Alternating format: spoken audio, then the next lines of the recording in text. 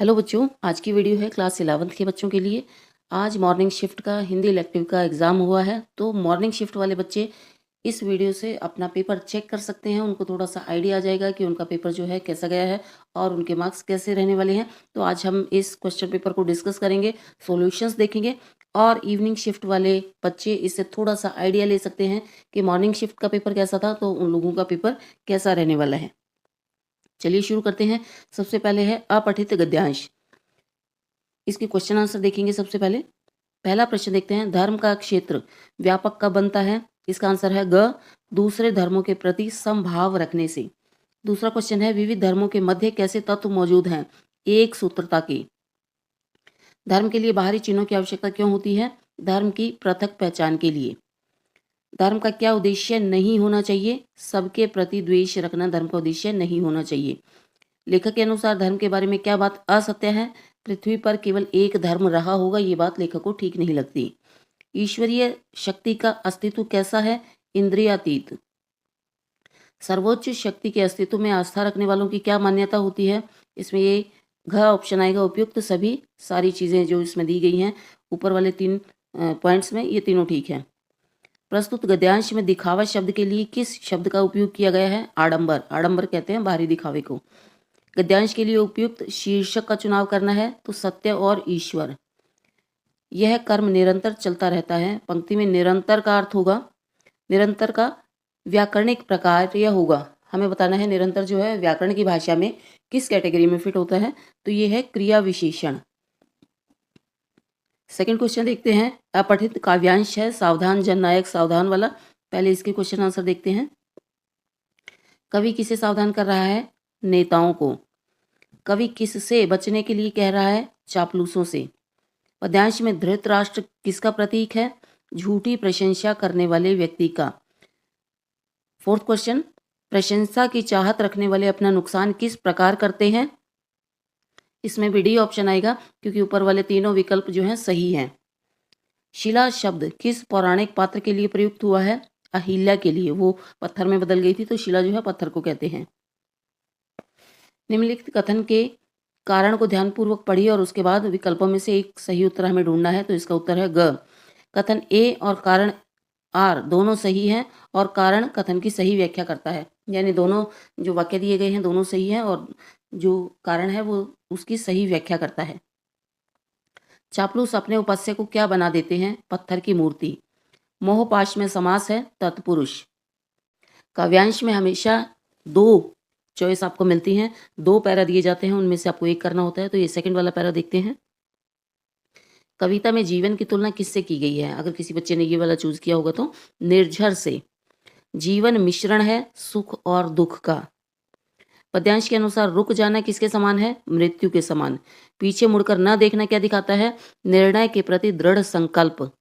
कवि निर्णय के प्रति कैसा दृष्टिकोण अपनाने की सलाह देता है? आशावादी। चट्टानों पर चढ़ने से क्या अभिप्राय है? संघर्ष बल पर उत्तरोत्तर विकास करना। जीवन में आगे कैसे बढ़ा जा सकता है? ये तीनों तरीके सही हैं, इसलिए चौथा विकल्प आएगा, उपयुक्त सभी तरीकों से जीवन में आगे बढ़ा जा सकता है। पद्यांश में तीर शब्द का क्या अर्थ है? किनारा को हम तीर कहते हैं। थर्ड क्वेश्चन, यहाँ से हमारे अभिव्यक्ति और माध्यम के क्वेश्चन शुरू होते हैं।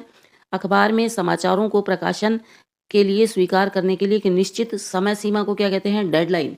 यानी एक समय सीमा निर्धारित कर दी जाती है कि उस सीमा तक अगर समाचार कोई आ जाएगा तो छाप दिया जाएगा, उसको हम डेडलाइन कहते हैं। हिंदी का पहला साप्ताहिक पत्र कौन सा है? उदंत मार्तंड। अगला क्वेश्चन देखते हैं, सार्वजनिक महत्व के मामलों में भ्रष्टाचार, अनियमितताओं और गड़बड़ियों को सामने लाने की कोशिश किस प्रकार की पत्रकारिता द्वारा की जाती है? यह है खोज परक पत्रकारिता। संसद में विभिन्न मुद्दों पर चर्चा किस प्रकार के संचार का उदाहरण है? यह है समूह संचार। एक समूह होता है और वो विचारों का आदान प्रदान करता है। निम्न में से किसे समाचार नहीं कहा जाएगा? किसी मित्र की शादी की सूचना को समाचार नहीं कहेंगे। फोर्थ क्वेश्चन देखते हैं, ये है आपकी लास्ट कविता में से, घर में वापसी में से, और इसमें जो प्रश्न उत्तर हैं वो देखते हैं। प्रस्तुत काव्यांश में किस सदस्य में उमंग और आशा अभिजीवित है? बेटी में।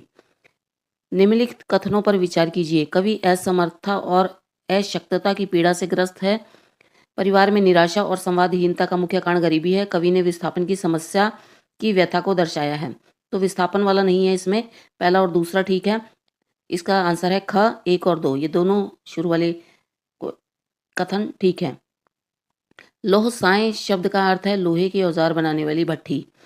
2 पंचर पहिए से आशय है जीवन के प्रति निराशावादी दृष्टिकोण। कवि ने मुख्यतः किस पीड़ा को अभिव्यक्त किया है? जीवन यापन के लिए उचित अवसरों की कमी। घर में बीच की दीवार बनने के क्या परिणाम होते हैं? अपनत्व और स्नेह खत्म हो जाता है। ये आपका है गद्यांश ज्योतिबा फुले वाले चैप्टर में से। चलिए इसके क्वेश्चन आंसर्स देख लेते हैं। लड़कियों की शिक्षा के लिए भारत में पहली पाठशाला कहाँ स्थापित हुई? महाराष्ट्र में। ज्योतिबा फुले के पिता ने अपने बेटे बहू को घर छोड़ने पर मजबूर क्यों किया? पुरोहितों और रिश्तेदारों के दबाव के कारण। उस समय ब्राह्मणों का बहुत ज़्यादा बोलबाला था और रिश्तेदार भी उसी तरीके से रिएक्ट करते थे जैसे समाज के और बाकी लोग। प्रस्तुत गद्यांश में फुले दंपत्ति के किस गुण का पता चलता है? दृढ़ संकल्पी। अगला है, इसमें भी 2 वाक्य दिए गए हैं और कथन और कारण हमें मैच करना है कि ठीक है या गलत है। समाज का नजरिया लड़कियों की शिक्षा के प्रति कट्टर विरोधात्मक था। लड़कियों की शिक्षा के लिए विद्यालय उपलब्ध नहीं थे। कथन ए सही है किंतु कारण उसकी गलत व्याख्या करता है।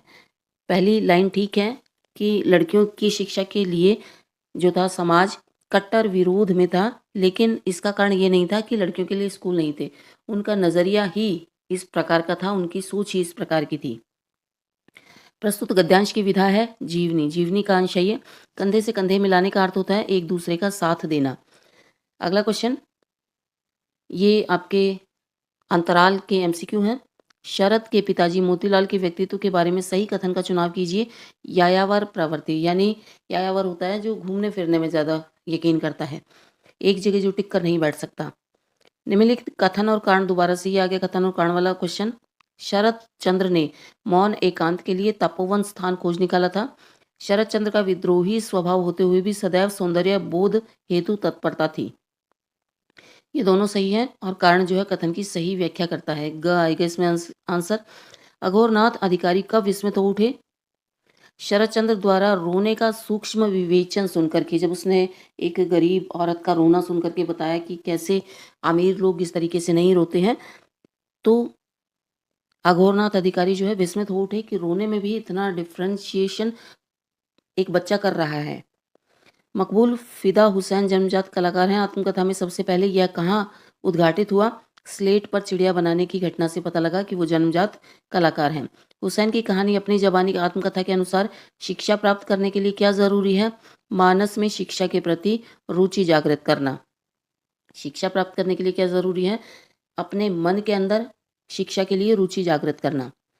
अब दृश्य लेखन, विद्यालय में वार्षिकोत्सव, सरकारी अस्पताल का दृश्य। बहुत आसान है, दोनों जगह ऐसी हैं जहाँ सब जा चुके हैं, विजिट करी हुई है, तो अपने शब्दों में इन दृश्यों को लिख देना था। एनुअल डे का कोई फंक्शन अटेंड किया है या कभी हॉस्पिटल में गए हैं तो इसको एक दृश्य के रूप में लिख देना है। इसमें आपने जो भी लिखा होगा आपकी कल्पना के अनुसार, बहुत ज़्यादा अगर स्पेलिंग्स मिस्टेक नहीं होंगी तो इसमें पूरे नंबर आपको मिलने की बहुत गुंजाइश होती है, क्योंकि ये पूरी तरह से आपकी कल्पना पर आधारित होता है। इसकी कोई सीमा नहीं होती, इसका कोई एक लगा बंधा बहुत स्ट्रिक्ट फॉर्मेट नहीं होता। चलिए आगे चलते हैं। नरेला क्षेत्र में पार्क की दुर्दशा के संबंध में बताते हुए नाम दे दिया। आभा या फिर आदित्य की ओर से किसी समाचार पत्र के संपादक को पत्र लिखिए, या फिर पुलिस अधीक्षक को पत्र लिखकर मोहल्ले में ऊंचे स्वर में बजने वाले लाउड स्पीकर के कारण उत्पन्न कठिनाइयों की शिकायत कीजिए। तो पहला है संपादक को पत्र, तो किसी भी समाचार पत्र के संपादक को हम लिख सकते हैं। मान लो सेवा में संपादक नवभारत टाइम्स न्यू दिल्ली करके, नई दिल्ली करके, और उसमें फिर हम अपने आप को बताएंगे कि मैं आभा हूँ और नरेला क्षेत्र से बोल रही, मैं नरेला क्षेत्र की रहने वाली हूँ और मैं आपका ध्यान अपने क्षेत्र के पार्क की दुर्दशा की ओर आकर्षित कराना चाहती हूँ। उसके बाद इस तरीके से हम शुरुआत करके भूमिका बनाने के बाद हम अपने पार्क को विस्तार से हम लिख देंगे कि किस तरीके से उसकी हालत बहुत ख़राब है। फिर एंड में क्या होता है, संपादक को हम निवेदन करेंगे कि ये पत्र आप अपने अखबार में छापिए, जिससे अधिकारियों का ध्यान इस ओर जाए और क्या पता हमारे पार्क की हालत सुधर जाए। और इसी तरीके से पुलिस अधीक्षक को अगर लिखना है तो पुलिस थाना अध्यक्ष वाला जो एड्रेस आएगा वो डाल करके, और हम अपने मोहल्ले में कि ऊंचे स्वर में लाउड स्पीकर बज रहे हैं, बच्चों के एग्ज़ाम्स हैं, कोई बीमार है सबको बहुत ज़्यादा परेशानी होती है। अगर हम लाउड स्पीकर्स को बंद कराने की कहते हैं तो लोग जो है लड़ने लगते हैं, वो बंद नहीं होता। किसी भी तरीके से आप जो है अपने समस्या को आपको पहुंचाना है पुलिस अधीक्षक तक। आगे बढ़ते हैं। सर्वोदय विद्यालय ब्रह्मपुरी में गणतंत्र दिवस आयोजन हेतु सांस्कृतिक समिति की बैठक के लिए कार्यसूची तैयार कीजिए। कार्यसूची जैसा मैंने आपको बताया, कोई भी अगर बैठक हमें बुलानी है, कोई भी मीटिंग हमें करनी है, उससे पहले उस मीटिंग में हम क्या डिस्कस करेंगे वो हमारी कार्यसूची होती है। तो हम स्थान का नाम दिया हुआ है, हम समय दे सकते हैं और हम तिथि दे सकते हैं, और उसके बाद जो है बैठक में हमें क्या डिस्कस करना है, ये 3-4 बातें जो है पॉइंट्स में लिख सकते हैं कि गणतंत्र दिवस पर आयोजन करना है, किसको मुख्य अतिथि बुलाएंगे, क्या-क्या प्रोग्राम होंगे और किस-किस को सम्मानित किया जाएगा, किस-किस तरीके की गतिविधि यहाँ पर रखी जाएंगी और किस तरीके का भाषण होगा, समय क्या रहेगा, ये सारी चीज़ें हम इसमें लिख सकते हैं पॉइंट वाइज, जो भी हमें ठीक लगे 5 से 6 पॉइंट्स में। आपके विद्यालय में दिल्ली के दर्शनीय स्थलों के भ्रमण का आयोजन करने के लिए भ्रमण समिति की बैठक संपन्न हुई। उसमें जिन विषयों पर चर्चा हुई और जो निर्णय लिए गए उसका कार्यवृत्त लिखिए। जैसे स्कूल का टूर जाता है और टूर जाने के लिए मान लो हमने बैठक बुलाई है, उसमें कुछ कुछ डिसीजन लिया गया है और उस डिसीजन को फेयर करके लिखना वो हमारा कार्यव्रत कहलाता है। यानी कुछ लोगों ने मीटिंग बुलाई, उसमें प्रधानाचार्य हो सकते हैं, कुछ टीचर हो सकते हैं, कुछ एसएमसी मेंबर हो सकते हैं, कुछ पेरेंट्स हो सकते हैं। तो इसमें कौन कौन भाग लेगा हम उनका नाम लिख करके और जगह और स्थान और समय लिख करके और वो मेन पॉइंट्स लिख लेंगे जो जो निर्णय लिया गया कि बच्चे यूनिफॉर्म में आएंगे, अपना बैग लेकर के आएंगे, अपनी पानी की बोतल लेकर के आएंगे, कोई भी फ़ोन लेकर के नहीं आएगा। इन जगहों को डिसाइड किया गया है घूमने जाने के लिए, ये समय रहेगा जाने का, ये आने का। बड़े आसान से 5-6 पॉइंट्स इसमें लिख देने हैं, वो कार्यव्रत हो जाएगा कि हमने बैठक में क्या डिसीजन लिए। अगला क्वेश्चन देखते हैं। अभिव्यक्ति और माध्यम में से ही पत्रकारिता क्या है? पत्रकारिता जो है यही सब संचार से रिलेटेड है। खबरों को, समाचारों को व्यक्तियों तक पहुंचाना, एक बड़े जनसमूह तक पहुंचाना, तो वो पत्रकारिता है। संचार के किन्हीं 2 प्रकारों के बारे में लिखिए। संचार के प्रकार आपने पढ़े होंगे, अंतरव्यक्तिक, समूह संचार, जन संचार, ये 3-4 प्रकार के संचार होते हैं। तो उनमें से आपको कोई 2 लिख देने हैं और उनका थोड़ा सा डिटेल में उनको लिख देना है, क्योंकि 2 नंबर का क्वेश्चन है। निम्नलिखित 3 प्रश्नों में से किन्हीं 2 प्रश्नों के उत्तर देने हैं। जाग तुझको दूर जाना कविता में अमरता सुध का संबोधन किसके लिए किया गया है और क्यों किया गया है?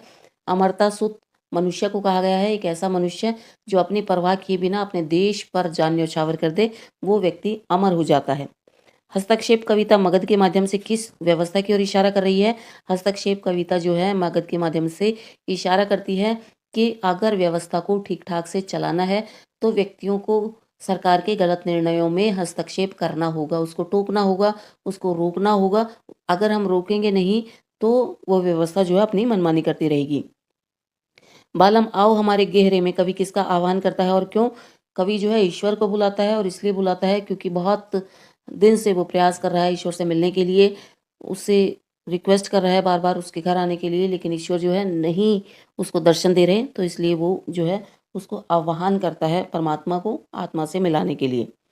इसमें से हमें सप्रसंग व्याख्या लिखनी थी। ये पहला पैरा जो है ये सूरदास के लिए है, सूरदास द्वारा रचित है। और इसमें कृष्ण और सुदामा वाला ये पैरा है कि दोनों बच्चों की खेल खेल में लड़ाई हो जाती है, कृष्ण जी रूठ जाते हैं, सुदामा जी और बाकी बच्चे जो है कृष्ण को कुछ सुनाने लगते हैं, उसको बार बार बातें बोलने लगते हैं कि तुम बार बार इसी तरीके से करते हो, खेल बिगाड़ते हो, अपनी बारी आने पर रोने लगते हो, इस तरीके की बातें।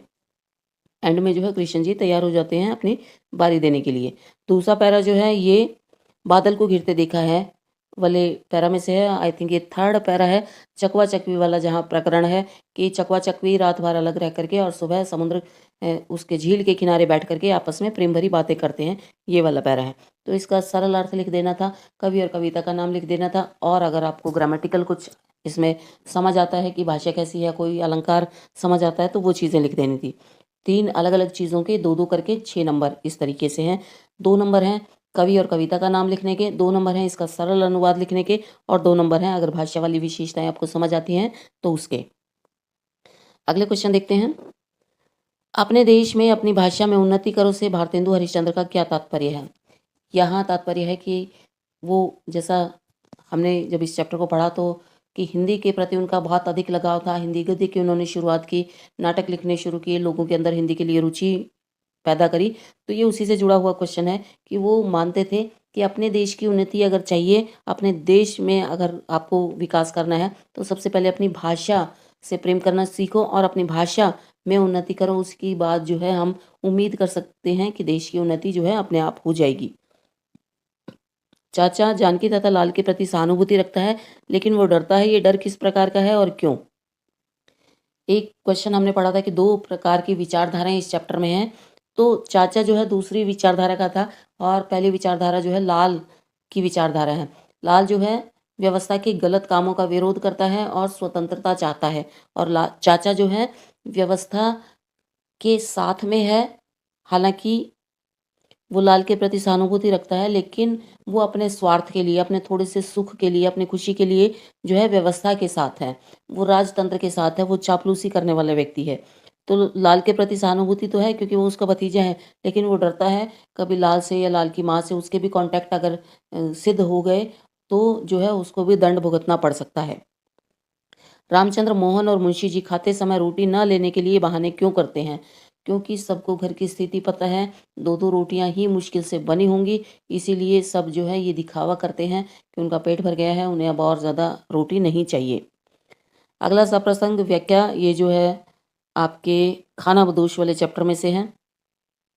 ठीक उसी तरीके से लिखना है जिस तरीके से मैंने सूरदास वाला बताया।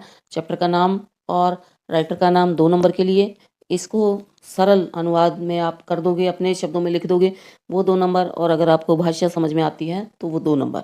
6 नंबर का एक क्वेश्चन है। चलिए लास्ट के 2 क्वेश्चन देखते हैं।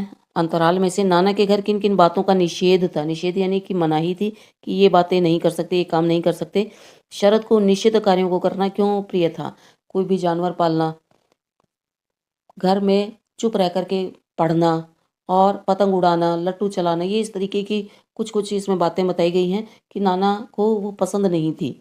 लेकिन शरद जो है उन्हीं कार्यों को करते थे क्योंकि वो बड़े नटखट स्वभाव के थे, उनको उन्हीं कामों में मज़ा आता था। तो किसी भी 2 बातों को लेकर के, हम 2-3 बातों को लेकर के और थोड़ा सा डिटेल में लिख सकते हैं कहानी में से उठा करके।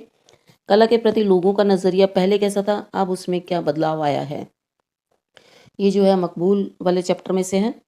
इसमें बताना है कि पहले कला को लोग उतना महत्व नहीं देते थे। जैसे मकबूल के पिता ने उनको कैनवास और पेंट वगैरह खरीद करके दिए, तो उस समय वो एक बहुत बड़ी बात थी कि अपने बेटे को एज अ करियर उन्होंने परमिशन दे दी उसकी इच्छा देख करके कि तुम यही काम करो।